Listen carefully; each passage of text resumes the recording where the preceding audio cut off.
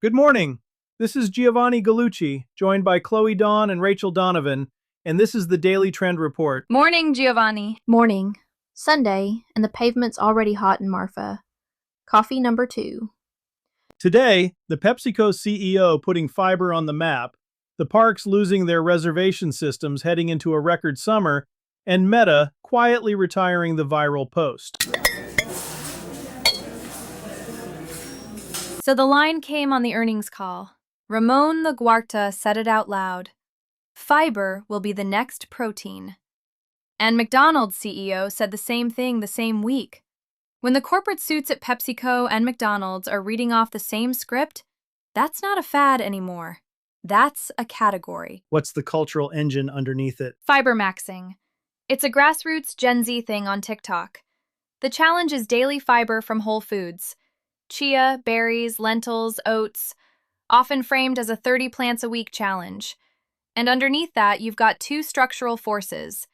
The GLP-1 wave pushing people towards satiety, and a deeper public read on gut health. So this is the same arc protein walked. Same arc, faster cycle. Prebiotic soda is up about 28% year over year. PepsiCo paid $1.95 billion for Poppy. Coke launched Simply Pop. Jarritos has a prebiotic line out called Sana Sana.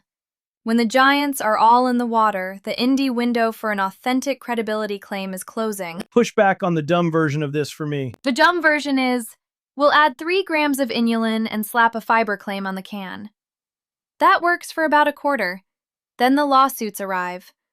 Olipop and Poppy are both in class actions over the gap between marketing and actual fiber dose. So the bar moved. Real dose, real source, on the front of the pack. Where does the multinational lose this one? They lose it on credibility. Pepsi can put fiber in a can. They can't tell you the chia was grown in a real place by a real farmer. That's the structural advantage for a clean label brand. The credible sources are whole foods. So if your fiber is coming from oats and chia and the back panel is a list a kid could read, you've got the story. Pepsi has the distribution. You have the trust. And the trap to avoid. The trap is hyping a number people will check. Every NPR piece, every Mayo Clinic explainer, every gut health book is saying the same thing. Don't ramp fiber too fast. Drink water. So the brand that wins is the one that teaches the ramp, not the brand that brags about the dose. The honest voice owns the trust position when the trend cools. What's the second order move while everybody's fighting on grams? Pair the fiber with one more credible benefit. Not 5, 1. Real food protein from a recognizable source. Eggs, almonds, skyr. The buyer reading labels for fiber is the same buyer who's done with isolates. Made with eggs and almonds beats 20-gram protein blend right now in the same set. Stack one thing, not a fairground. And the retailer side is moving on its own. Aldi's expanding their restricted ingredient list from 13 to 57 by 2027. Texas and Louisiana laws now mandate labels for 44 ingredients. Even Coca-Cola, Kraft Heinz, and Nestle have joined a national labeling lobby called Americans for Ingredient Transparency. That last one is the tell. The giants aren't asking for transparency because they had a change of heart. They're trying to shape the rules before the rules shape them.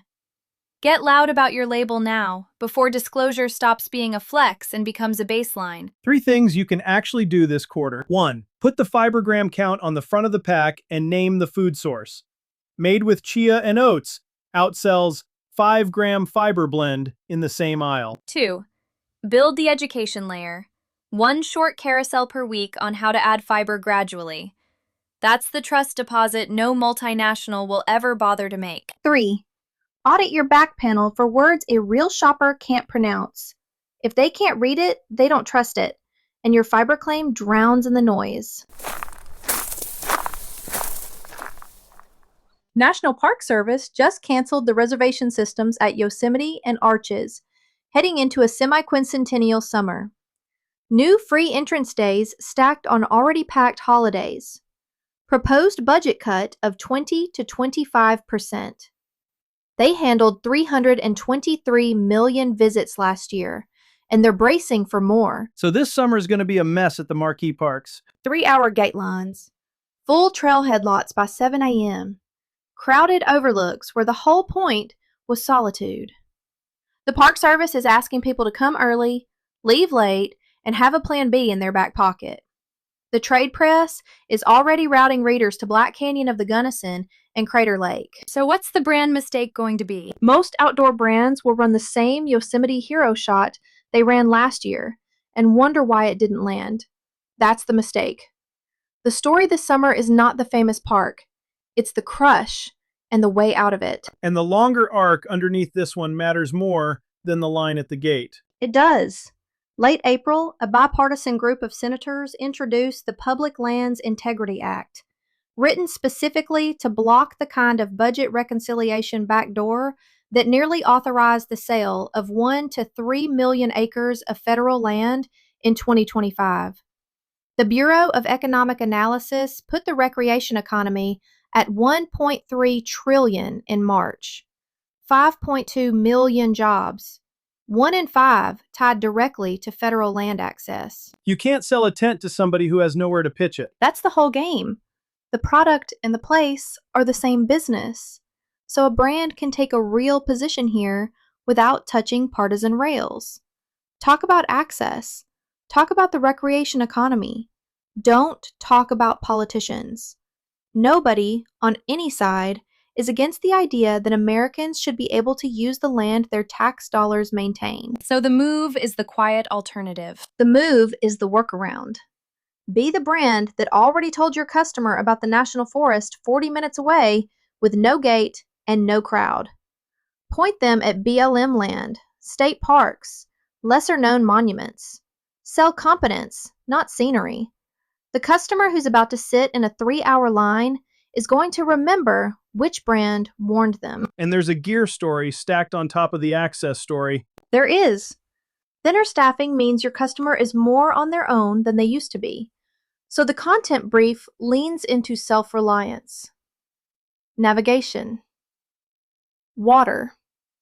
A first aid kit somebody'll actually open. A stock vehicle setup that lets a family sleep where the lots haven't filled. The maxed rig fantasy is the worst possible content this summer. The honest content is the Tacoma in the driveway, the kit that fits inside, the trailhead nobody else knows. Where's the line between brand safe and partisan on this one? The line is simple. Name the place, name the access. Don't name the politician. The recreation economy numbers are not partisan. The picture of a kid on a public land trail is not partisan. Stay there. Anybody from any side respects a brand that shows up for the land. The minute you wade into who voted which way, you lose half your customer base for no upside. 3 moves before we move on. 1. Build a content series this summer called Go Here Instead. 1 post per week, 1 quiet alternative per week, state by state. 2. Make access part of your brand story, not a one-time post. When you feature a customer's trip, name the place and connect it to the bigger point. These places exist because they're public. 3. Position around the calendar. The free entrance days will be the worst days. Tell people that plainly. Tuesday in September beats the 4th of July, and the brand that says so has its customers back. Meta shipped series on June 2. It's a feature that lets a creator bundle reels into a numbered, bingeable hub on the profile. Save it, resume it, like a season. Most marketers filed it under product news. It's not product news, it's the platform telling you, in writing, that the viral lottery is over. Why is this the shift everybody missed? Because the math under organic social just flipped. For a decade, the game was the spike. 1 post hits, the graph jumps. 48 hours later, you're back at 0, paying the same attention tax. The platforms paid for that. They don't pay for it anymore. They pay for the return visit. And a series is built for the return visit. So the audience asked for shows. 57% of consumers in Sprout's Pulse survey said they want brands to prioritize original content series this year. The audience asked for shows. Most brands are still shipping ads. Sprout, Hootsuite, Slate, the rest of the trend press all flagging serialized content as the defining 2026 shift independently. That's the multi-source repetition that separates a real trend from a hot take. And there's a compounding piece nobody talks about. Episode 3's audience is pre-sold on Episode 4, which means your cost to reach them drops every single episode. Meanwhile, your competitor is still paying full freight for cold strangers. A viral post buys you reach you don't own. A series buys you a habit you do. Where do enterprise brands keep getting this wrong? They're funding six-figure hero videos with a 72-hour shelf life. They're producing the most expensive version of the format the platform is actively deprioritizing. Big budget, wrong direction. Meanwhile, a small operator with a numbered weekly series and 70% polish is compounding past them. And the constraint is the point. The constraint is the whole point. A series needs a format that survives 20 episodes, a recurring question, a fixed segment, a character who shows up every week. If it only works once, it's a post. If it works every week, it's a business. So the move is name it, number it, ship it. Name it, number it. Ship episode 1 this week at 70% polish rather than episode 1 at 100% polish whenever. Consistency is the retention mechanism. Gloss is not. And the metrics underneath this all moved too. They did. Saves and DM shares are weighing several times more than a like in the new ranking. So design the episode to be sent to a friend. Show this to the person on your team who needs to hear it, is worth more than any amount of applause. And the share has to feel like a favor, not a chore. If your audience screenshots a slide and texts it, the algorithm reads that as the strongest possible signal a piece of content can earn. And the platform diversification piece on top of all that. TikTok US closed its deal in January, and the recommendation engine got retrained on US-only data. Nobody outside that building knows exactly how reach got reshaped. So a single platform brand is taking a risk it didn't used to. Run your show on at least 2 short-form surfaces. Don't lower the bar on either. Same show, same standard, more doors. Here's what to actually do with all of that. 1. Pick one repeatable premise you can hold for a year, not a quarter. The format is fixed, the content is fresh, and the algorithm starts recognizing the pattern. 2. Number every episode. Field Notes 1. Field Notes 2. Anonymity is the enemy of the return visit. The number is your appointment. 3. Run the same show on at least 2 short-form platforms, so no single algorithm reset can sink you. Same show, same standard, more doors.